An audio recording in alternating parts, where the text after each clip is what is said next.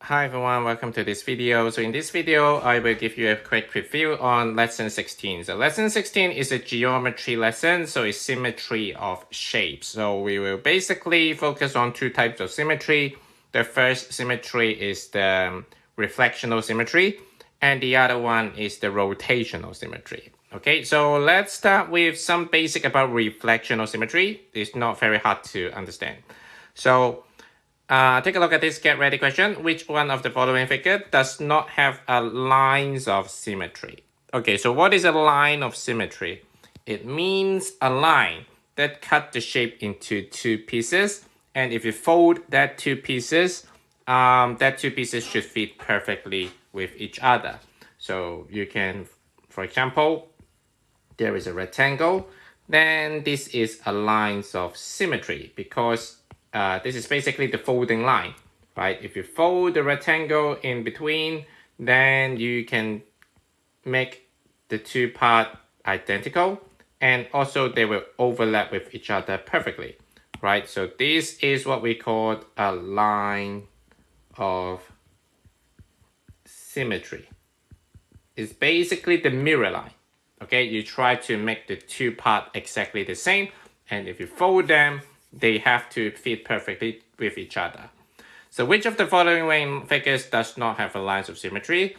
A have a lines of symmetry, obviously. You can just cut it right from top to the bottom, right? So A is not the answers. So B is actually the answers. You can't actually cut B into two parts that are mirror of each other. So some of you may think that we can cut it in the middle. These two parts looks the same. You just have to rotate this part, right? However, this is not what lines of reflection actually means. It means if you fold it, they can't actually overlap with each other, right? So imagine you fold it, then you will get something like that.